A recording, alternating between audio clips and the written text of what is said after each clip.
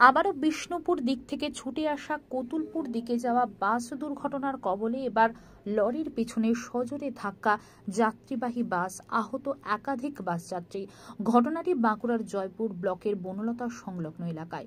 দুর্ঘটনার খবর পেয়ে ঘটনাস্থলে জয়পুর থানার পুলিশ আহত ব্যক্তিদের উদ্ধার করে জয়পুর ব্লক প্রাথমিক স্বাস্থ্য কেন্দ্রে নিয়ে যায়।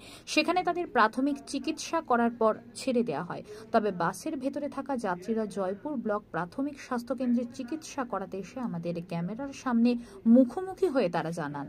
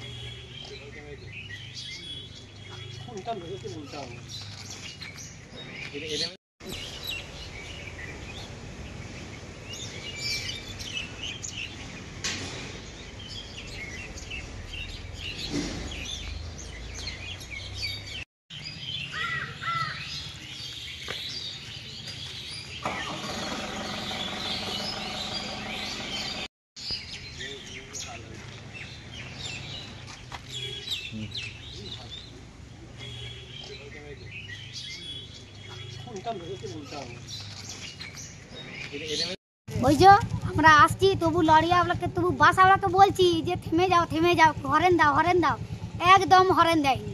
সে একভাবে বাসওয়ালা পিঠে আসছে একদম পিঠে আসতে আর লরিওয়ালা দিয়ে এবার সামনে এসে ধাক্কা দিয়ে লরির পেছনে মেরেছে।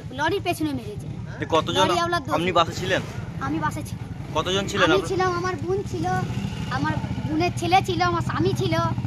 কতজন আপনারা আহত হয়েছেন? কতজন আহত হয়েছি অনেকজনই হয়েছি। আপনার কোথায় লেগেছে? আমার এই যে গায়ে হাতে চারদিকে আঘাত হয়েছে, কাটা ছিঁড়া প্রথমে যায়নি, আমার বোনের কানমুথায় একটু লেগেছে, আমার স্বামীর নাকটা গেছে কাটা। ওই বাসটা আপনারা কোথা থেকে আসছিলেন?